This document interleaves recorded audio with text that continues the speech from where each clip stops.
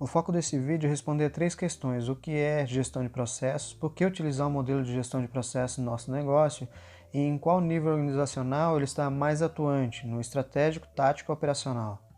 Mas o que é gestão de processos? É a ilustração dos fluxos das atividades, dividindo elas em etapas, o estudo e a busca de melhoria contínua dessas atividades ao longo do tempo. E esse modelo demanda recurso técnico e disciplina, mas ele tem alguns benefícios, o qual eu vou comentar um pouco mais à frente. Bom, a primeira delas é a descrição detalhada das atividades, dividindo ela em etapas e criando uma estrutura que permita a avaliação. Avaliação e melhoria contínua das atividades em busca de ganhos de produtividade. Documentação técnica, facilitando a auditoria e, consequentemente, a expansão do negócio. Bom, e o uso de ilustrações facilita a compreensão sobre a ideia, permitindo que as etapas contenham histórias sobre o negócio, que, por sua vez, pode gerar vários impactos, dentre eles um bem interessante, que é o valuation do negócio. Bom, os elementos utilizados na gestão de processos são documentos, desenhos, ilustrações, mapas e os 3 itens fundamentais que a gente viu lá atrás: meta, método e liderança. Bom, e no final desse nosso papo eu vou deixar um vídeo da Modarão, onde ele fala um pouco sobre o ciclo de vida das empresas tech e não tech, e também sobre o valuation. É bem interessante para quem tiver interesse, é uma aula à parte ali da Universidade de Nova York. Bom, aí vem a segunda pergunta: por que mapear processo? A resposta é simples e ao mesmo tempo complexa. É a busca incessante pela melhoria contínua e ganhos de produtividade. E a inovação, onde fica? A inovação ela fica no meio ali. Ela nada mais é do que um produto, né, uma consequência da melhoria contínua que permite os ganhos de produtividade. Se a gente for colocar um exemplo, a SpaceX, daquela indústria de foguetes do Elon Musk, onde nós podemos observar uma melhoria contínua dos processos de engenharia através da pergunta o porquê não reutilizar os foguetes. Aí vem a inovação, que é a reutilização dos foguetes, e em consequência disso, um ganho de produtividade, reduzindo os custos de lançamento de 150 milhões de dólares, que eram feitos pela NASA, para 62 milhões de dólares por lançamento. Então, o que a gente vê aí é um ganho de competitividade muito grande, ele ganhou essa fatia de mercado e, ao mesmo tempo, mantendo uma margem em torno de 40%. Bom, esse foi apenas um exemplo e vou tentar explicar aqui a importância do mapeamento e gestão de processos utilizando o ciclo de vida do negócio, no caso aqui a empresa, e também a sua relação com o mapeamento e gestão de processos. Eu achei bem legal o modelo que o da Modarão usou, ele colocou 6 fases durante o ciclo de vida. Como eu já tinha feito, eu deixei com 5 mesmo, mas eu achei bem bacana, os próximos eu vou fazer seguindo o modelo dele. Bom, eu dividi as etapas do ciclo de vida da empresa como um startup, um pequeno negócio, um crescimento moderado inicial, depois uma expansão, um crescimento mais acelerado, a consolidação, o amadurecimento e, por último, a manutenção e estabilidade do negócio ou da empresa, no caso.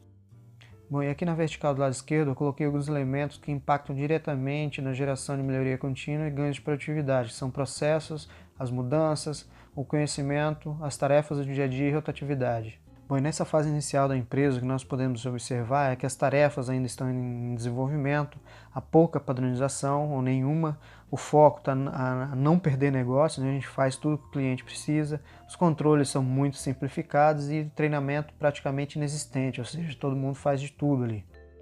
Bom, nessa segunda fase, que é a fase de crescimento, a nossa preocupação com o processo já começa a ficar mais evidente, mesmo assim a construção deles são rápidos, as mudanças elas já começam a impactar no nosso resultado, o conhecimento ainda continua fácil de ser transferido, os treinamentos basicamente são presenciais, a facilidade de transferência do conhecimento, as tarefas ainda estão em desenvolvimento e a rotatividade é relativamente baixa ainda nesse período. Logo em seguida vem a terceira fase, que é expansão e crescimento, onde o conhecimento e gestão dos processos eles se tornam cada vez mais importantes, onde cada mudança ela tem um impacto muito grande no resultado do negócio. Um exemplo disso, nós poderíamos estar colocando a Tesla. Em 2018 nós temos uma queima de caixa muito grande, uma coisa normal nessa fase, mas um esgotamento do recurso financeiro, impedindo que as melhorias venham via investimento, e ao mesmo tempo nós temos um problema que é a entrega, o atraso nas entregas dos veículos, e isso gera a necessidade de melhoria contínua e ganho de produtividade.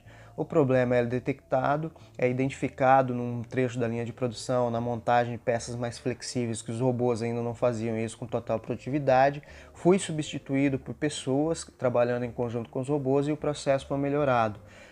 Essa melhoria, dentre outras, né, que foram feitas também, permitiu que nós tivemos um fluxo de caixa positivo na Tesla no último trimestre, meados de 2018. Bom, aí vem outra pergunta: e a liderança faz diferença? Ainda utilizando o modelo da Tesla como exemplo, nós podemos observar em determinado período a presença cada vez mais constante do Elon Musk, o principal executivo da empresa, nas linhas de produção. Então nós podemos identificar que a presença do líder diante de decisões difíceis faz toda a diferença. E esse modelo já é bastante utilizado no Japão com o nome de Genshi Genbutsu. Bom, o impacto dessas iniciativas elas podem ser observadas internamente através do comportamento e depoimento de membros do time e externamente também através dos meios de comunicação, do comportamento e influência da opinião pública. Bom, e nessa fase também há a perda parcial de conhecimento, uma vez que algum funcionário mais antigo pode sair, então há necessidade de padronização, a necessidade de documentação das atividades é fundamental, né, a padronização dos treinamentos, e também há uma dificuldade maior na administração das tarefas devido à rotatividade, para não ocorrer daquele que todo mundo faz bem, mas cada um faz de um jeito. Bom, depois vem a quarta fase, que é a consolidação, o amadurecimento, que ela se torna bastante crítica para processos e também para mudanças, né? Principalmente se ela for através de M&A, de Merger and Acquisition ou fusão e aquisição. Imagina que eu tenho uma empresa e comprei outra já estabelecida, ou que eu fui adquirido por uma empresa maior. Bom, e com isso vem a necessidade de integração dos processos e atividades em busca de sinergias. Nesse momento, a clareza dos processos é um fator muito importante, pois toda transição gera incerteza, que gera medo, que gera negação e que gera lentidão no processo de transição. Bom, a clareza nos processos nos permite fazer exatamente o contrário, acelerar esse processo de transição através da facilidade no entendimento dos processos, das atividades e principalmente dos objetivos, né? Por que as pessoas estão fazendo aquilo, estimulando a troca de experiências, geração de ideias e, consequentemente, a melhoria contínua.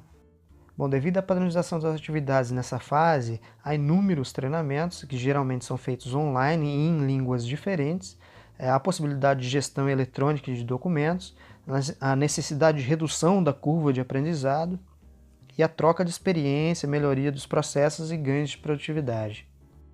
Bom, a quinta e última fase, que é de manutenção, basicamente a gente fica de olho no indicador. No caso de empresa, pode ser o DRE. Ficou ruim? Mapeamento e gestão de processo, melhoria contínua e ganho de produtividade. No caso de país, o indicador pode ser crescimento do PIB, PIB per capita, IDH ou qualquer outro indicador, né, um conjunto deles. Ficaram ruins? Mapeamento e gestão de processo, melhoria contínua e ganho de produtividade.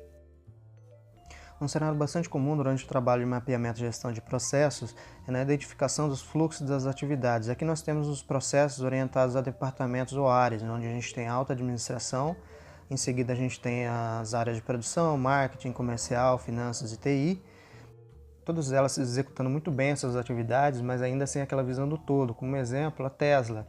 Todas as áreas estavam desempenhando as suas atividades perfeitamente, mas nós tivemos um problema financeiro, um problema de desempenho operacional. Bom, o resultado financeiro, assim como expliquei no vídeo sobre DRE, é como o fluxo sanguíneo. Talvez não seja o elemento mais importante do corpo humano, mas sem ele a gente não vive. Outro cenário apresentado pelo profissional de mapeamento e gestão de processos são os processos orientados pela estratégia, onde nós temos os objetivos estratégicos guiando todas as ações, dentre elas os processos existentes. Eu vou colocar alguns exemplos aqui. Suponhamos que nós temos o objetivo estratégico de aumentar nossa participação de mercado. De que forma a área de produção poderia contribuir para a busca desses objetivos? E a área de marketing, comercial, área financeira, área de tecnologia, como poderiam contribuir para a busca desses objetivos? E a mesma questão também para os outros objetivos estratégicos, como aumentar o retorno de capital investido, através de produtividade, valuation, mais relacionado a brand e fluxo de caixa, melhoria dos serviços mais voltados para a qualidade, produção, disponibilidade e promoção de produtos complementares e assim por diante. Bom, em qual nível organizacional a gestão de processo está mais atuante? Coloquei aqui os 3 níveis: estratégico, tático e operacional, vou falar um pouco sobre eles.